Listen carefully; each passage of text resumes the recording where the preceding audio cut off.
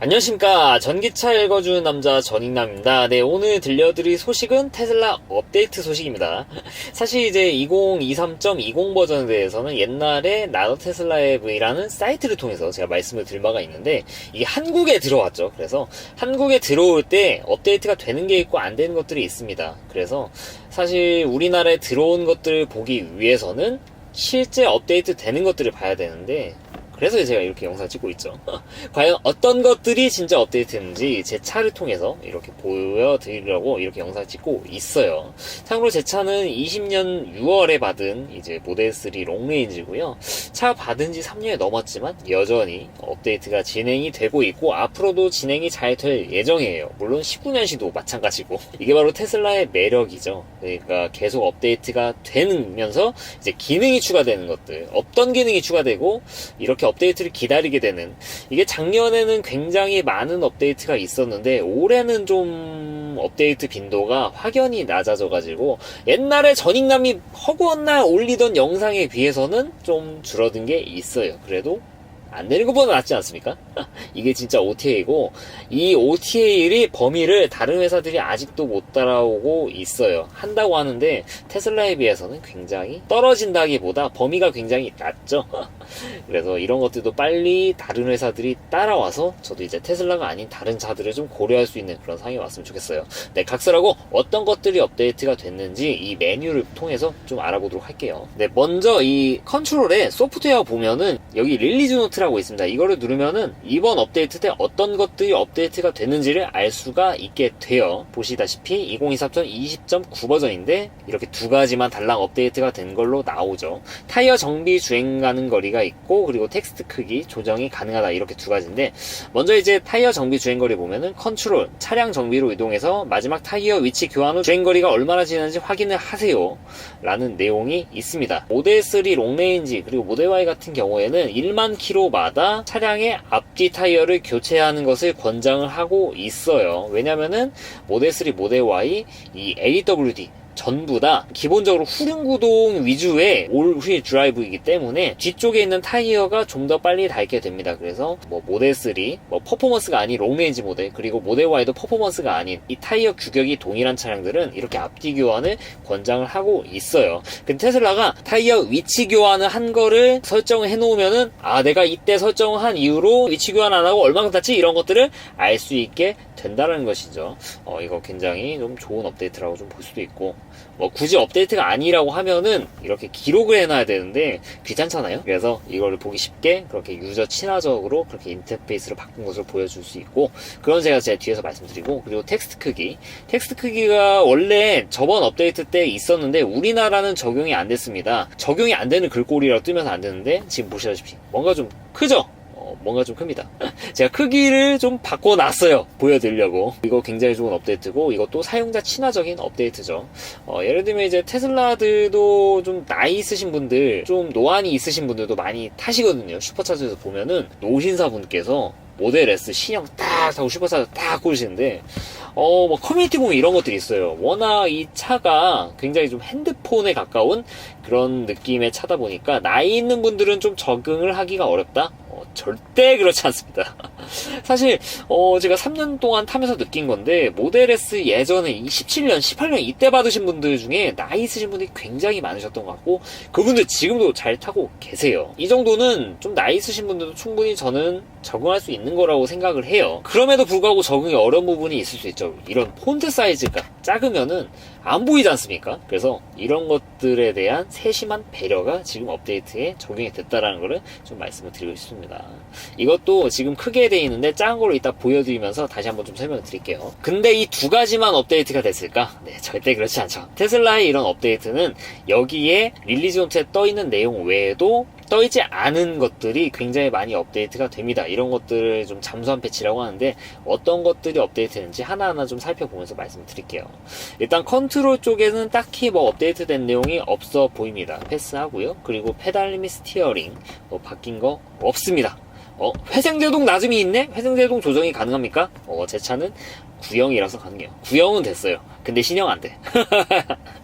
아니 근데 이거 업데이트 해준다고 했거든요. 중국도 일부 차들은 회생제동 낮은 모드를 설정할 수 있게 그렇게 바꿔준 걸로 제가 알고 있어요. 근데 이게 전 세계적으로 좀 퍼진다라고 그렇게 들었는데 아직 이게 좀 요원하더라고요. 그래서 이거는 좀 더 지켜보시고, 그래서 이거 조정을 못하신 분들이 어떤 선택을 하냐, 서드파티도 아니고, 여기 말씀 안 드릴게요. 광고가 될 수 있으니까 어떤 이제 OBD에 물려가지고 이거를 강제로 낮음 그리고 아예 없이도 그렇게 설정할 수 있게 됐다라고 하는데, 이거 좀 빨리 업데이트를 해줬으면 좋겠습니다. 어떻게 보면 이게 선택권을 제한하는 거잖아요. 나는 회생제동이 표준이 약간 좀 울컥일 수도 있으니까 난 낮음을 타고 싶다. 그래서 구형인 분들은 낮음 쓰시고, 그리고 크림 모드까지 쓰게 되면은 그냥 내연차랑 최대한 비슷하게 그렇게 운용을 할 수가 있게 되는 건데, 지금의 테슬라는 이런 걸 좀 강제를 하는 거죠. 물론 저는 이 회생제동 낮음으로 쓴 적이 단 한 번도 없어요. 차를 바꾸고 나서도. 왜냐? 편하거든. 원페달이 너무 편해요. 근데 편한 거랑은 별도로 그래도 이거에 대해서 적응을 못할 수 있는 사람에 대해서 좀 배려가 필요하다고 생각하는데, 이런 세심한 배려가 약간 좀 아쉽다는 거 라고 해서 새로운 업데이트를 해준다고 했는데 왜 아직도 안 해주고 있는지 약간은 저도 불만입니다. 아무튼 간에 여기서 바뀐 거는 없다라는 거 말씀드리고 싶고, 그리고 충전 메뉴도 바뀐 거는 없어요. 여기 보시면 이거는 예전에 업데이트된 거죠. 좀 약간 여기서 세부적으로 1% 단위로 이렇게 찍을 수 있게 되어 있었죠. 과거에는 한 이만했죠. 이만해가지고 좀 애로사항이 있었죠. 근데 이번 말고 12버전에서 이렇게 좀 길게 업데이트 돼가지고 이 퍼센트를 이렇게 정확하게 설정할 수가 있다. 네, 참고로 말씀드리면 이제 모델 Y RWD LFP 배터리, 모델 3도 마찬가지고 LFP 배터리 탑재한 차량을 받으신 분들은 여기 이렇게 안 써있어요. 일상주행, 출입 이렇게 안 써있어요. 그러니까 이제 NCA, NCM 배터리 탑재한 차량들은 일상주행 할 거면은 90%까지만 하세요라고 추천되어 있고, 어디 장거리 가시려면 100% 하라고 이렇게 추천하고 있습니다. 오해하지 마셔야 될 게, 기존에 이제 NCA, NCM 배터리 차량들도 100% 완충돼요. 안 되는 게 아닙니다. 그리고 실제로 100% 완충만 쓰시는 분들도 실제로 열화가 그렇게 막 드라마틱하지는 않습니다. 다만 이제 100%까지 이렇게 찍게 되면 충전 시간도 오래 걸리고 회생제동도 제한이 걸리니까. 물론 100% 완충했을 때 회생제동 제한이 걸리는 부분도 물리브레이크가 개입하면서 그런 느낌을 없애준다라는 업데이트를 작년부터 했는데 아직도 업데이트가 안 되고 있어요. 전익남이 이거 곧 될 겁니다 했는데 제가 거짓말을 한 거가 괜히 죄송스럽네. 근데 이게 아무래도 회생제동과 이 브레이크를 블렌디드하는 그런 느낌이라서 좀 조율할 시간이 필요한 것 같아요. 블렌디드 하는 게 사실 뭐 색다를 것도 아닙니다. 이미 여러분들이 100% 완충하고 오토파일럿을 키면요, 이미 블렌디드하게 회생제동이 제한이 걸리면은 물리브레이크가 개입을 해가지고 브레이크를 잡아주는 게 이미 되고 있어요. 근데 지금은 오토파일럿 켰을 때만 그렇지, 오토파일럿 끄고 우리가 주행할 때는 100% 할 때 악셀 떼면은 이제 내연차처럼 훅 가는데 약간 경험이 달라져요. 이제 배터리가 약간 방전이 돼서 한 80% 되면은 브레이크 떼면은 그 느낌이 아니란 거죠. 그러니까 100%일 때랑 80% 충전이 돼 있을 때 이 브레이크 감소가는 이런 경험이 다른 거, 이거를 해결하기 위한 업데이트가 작년에 미국에 일부만 뿌려지고 있는데 아직도 뿌려지지 않고 있습니다. 이거는 굉장히 좀 불만이다 개인적으로 라고 좀 말씀을 드리고 싶습니다. 아무튼 여기는 뭐 딱히 바뀐 게 없어요. 이거는 12% 바뀐 거. 그리고 오토파일럿인데 제가 뭐 저번 영상에서 말씀드렸지만 이제 중국에서 들어오는 차들은 국내에 규정을 받아야 되기 때문에 이게 없어요. 차선 변경 전 승인되기. 저는 아니오라고 하거든요. 왜냐면 이제 제가 주로 다니는 고속도로는 경부고속도로 같이 버스 전용차로 구역이 없기 때문에. 근데 만약에 나는 경부고속도로를 주로 탈 건데 NOA를 한다, 그러면은 모델 Y RWD를 받으신 분들이 FSD나 EAP를 쓴다고 하시더라도 절대 손해볼 게 없습니다. 왜냐? 경부고속도로를 타시는 분들은 이걸 아니오라고 하고 다니신 분들이 없어요. 왜냐? 지금은 차선 변경, 추월하기 위해서 차선 변경하는데 얘가 버스 전용 차로를 인식 못하고 버스 전용 차로로 가버린다라는 거. 네, 물론 이것도 세팅하는 거에 따라서 이걸 피할 수 있는 방법이 있긴 있어요. 근데 기본적으로 이게 그냥 그렇게 하기 불편해서 그냥 얘를 쓰고 다니신 분도 있어요. 그러니까 차선 변경 승인을 했을 때만 차선 변경을 할 수 있게 되는 거. 지금 NOA 쓰신 분들도 그렇게 세팅하는 분이 많아가지고 분명히 기능의 차이가 있는 거는 맞지만 그렇게 큰 손해라고 찌는 사실 저는 잘 모르겠다라고 전 영상에서 말씀을 드린 바가 있죠. 게다가 제가 이걸 왜 보여드리냐면은 이제 중국에서 들어오는 차들이 우리나라 규정에 맞게 업데이트가 돼서 그렇게 들어온 건데, 미국에 들어온 차들이라고 해가지고 미국식에 따르게 이렇게 이원화돼서 하는 게 맞을까? 그러면은 지금 미국에 있는 차들도 디버프가 되지 않을까요? 하는 생각이 약간은 좀 있었는데, 다행히 아직은 그런 게 없는 것 같다. 다행인가? 라는 생각이 듭니다. 네, 그래서 여기 봤을 때 뭐 별 차이는 없고, 제가 차선 변경이나 NOL을 켰을 때 이렇게 알아서 추월하는 것들 해봤는데, 이번 업데이트에서는 큰 차이가 없는 것 같아요. 되려 좀 안정성이 좀 높아진 느낌인데 그냥 뭐 기분 탓이죠. 그러니까 이제 업데이트가 되면 항상 이런 분들이 나오세요. 오토파일럿이 좀 부드러워진 것 같습니다. 실제로 부드러워진 경우도 있어요. 근데 다만 이게 차이가 워낙 좀 미세하거든요. 이게 모이면은 굉장히 큰 차이를 보입니다. 실제로 제가 차를 받았던 20년도 6월에 비해서 지금 오토파일럿이 굉장히 부드러워진 것도 사실이기는 해요. 근데 이거는 3년간 차이를 봤을 때 그렇게 티가 나지, 업데이트별로 기가 막히게 좋아지는 경우들이 있긴 하지만 보통은 막 그런 차이가 크지는 않다 라고 좀 말씀드리고 싶고, 그리고 한 가지 알아보셔야 될 게, 지금 미국에 있는 오토파일럿 팀이 전부 다 FSD에 집중을 하고 있는 게 사실이에요. 왜냐, FS가 되면은 기존의 오토파일럿은 그냥 갈아엎어야 되는 대상이거든요.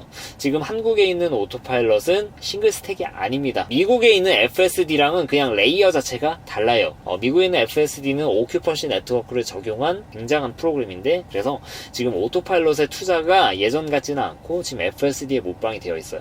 FSD가 완성이 되면은 오토파일럿을 FSD에서 디버프를 시켜서 만들 거기 때문에 지금 돌아가는 오토파일럿이 쓸모가 없어지는 거거든요. 그래서 그런지 모르겠지만 오토파일럿에 대한 개선이 사실 막 그렇게 크지는 않아요. 이렇게 앞뒤 간격 조절하고 좀 울컥임이 좀 줄어들고 하는 것들은 생각해보면 그렇게 큰 업데이트라고 보기는 어렵거든요. 그리고 경우에 따라서 다른 회사 브랜드가 더 잘하는 경우도 솔직히 있다.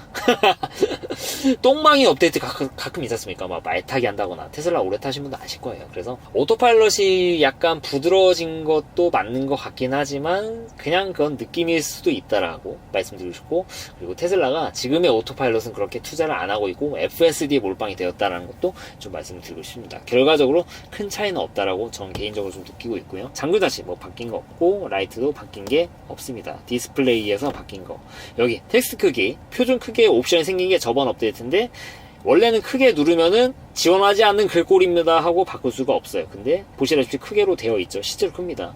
비교하시기에 제가 표준으로 바꿔볼게요. 표준 바꾸면은 시스템을 다시 시작해야 되는데 로딩 시간 한 1분 정도 걸려요. 어째 좀 차이가 느껴지세요? 전 느껴지는 것 같은데? 네, 이렇게 배려를 한 업데이트다 라는 걸 좀 말씀드리고 싶고, 주행 가는 거리에서 약간 바뀐 부분이 있습니다. 현재 주행 거리에서 원래는 총 에너지가 표시가 되는데 이제 기간이 표시되죠. 운전을 시작한 이후로 몇 분이 됐는지 이렇게 보여주고 있고, 여기서도 똑같이 분이 표시가 되고 있어요. 이것도 업데이트가 된 부분이고, 왜 했나 싶기는 한데 니들이 별로 볼 필요가 없다라는 건가? 라는 생각이 드네요. 아무튼 이런 것들이 바뀌었고, 내비게이션 바뀐 거 없습니다. 안전에도 바뀐 게 딱히 없습니다. 그리고 바뀐 거 차량 정비인데, 제가 아까 소개해드렸던 정비 주행거리, 그러니까 타이어를 바꾸면은 이 초기화를 누르면은 적상계가 초기화가 되겠죠. 아, 내가 이거 초기화한 10,000km 됐네? 이제 앞뒤를 좀 바꿔야겠네? 라고 쉽게 볼 수가 있다라는 거. 인터페이스가 좀 좋아진 겁니다. 이게 기술적으로 좋아진 게 아니라 그냥 인터페이스가 좋아진 거다. 저 같은 경우 이제 13,000 정도 된 것 같은데, 슬슬 이제 예약해가지고 앞뒤 교환해야 될 것 같아요. 이렇게 좀 쉽게 알 수 있는 거라고 알 수 있고, 그리고 또 바뀐 게 있습니다. 이거는 잠선 패치죠. 보시면 이제 카메라 미리 보기가 있는데, 기존에는 이거를 보면은 실내 카메라 이런 것들 좀 미리 볼 수 있는데, 이제는 테슬라 차량에 들어있는 모든 카메라를 다 볼 수가 있게 되어 있어요. 정비 모드에 있습니다. 어떤지 한번 볼까요? 이 라이브 스트리밍은 저장되거나 전송되지 않습니다. 아이고, 제 얼굴이 나오는데. 골프 연습하다 와가지고 지금 이상한 이 꼴인데 양해주시고, 실내 보시면은 부끄럽지만 제 이제 실내 카메라가 좀 보이고요. 그리고 보시면 메인, 와이드, 좁게, 도어 필러 후방, 제가 말씀드린 8개 카메라 플러스 1개 실내까지 해가지고 이렇게 보여주고 있죠. 메인 카메라는 말 그대로 앞에 있는 카메라입니다. 그럼 와이드 좁게는 뭐야? 테슬라 하드웨어 3.0 기준으로, 모델3, 모델Y 기준으로 앞에 있는 카메라는 3개예요. 메인, 와이드, 좁게. 그러니까 와이드는 광각이겠죠? 광각이면 딱 봐도 원래 있는 차, 아까 위 앞에 있는 버스가 조그마지면서 광각으로 바뀌겠죠. 좁게는 당연히 메인보다 훨씬 좁아지겠죠. 이렇게 세 가지의 카메라를 가지고 이제 자율주행을 하고 있죠. 자율주행 하면 안 되나? 우리나라는 에이다스로 하는 게 맞는 것 같아요. 그리고 왼쪽 도어 필러. 어떤 게 있는지 이렇게. 필러면은 B필러에 있는 카메라를 보여주는 거고, 왼쪽 펜더를 누르면은, 이거 좀 보셔야 될 게, 약간 이게 방향이 바뀌었어요. 이거 제 차만 그런 게 아니라, 커뮤니티 보면은 많은 분들이 좀 호소를 하시는데, 여기 왼쪽은 맞거든요? 왼쪽 맞아요. 왼쪽은 맞는데, 뭔가 좀 오리엔테이션이 약간 좀 이상한 느낌이랄까? 그런 생각이 듭니다. 그리고 오른쪽 도어 필러, B필러겠죠? 그리고 오른쪽 핸더. 뒤를 보여주는 거겠죠. 그러니까 느끼기에 왼쪽 같은데 왼쪽이 아니라 오른쪽이다. 네, 아무튼 간에 이렇게 보여주고 있고, 후방도 마찬가지로 보여주고 있고요.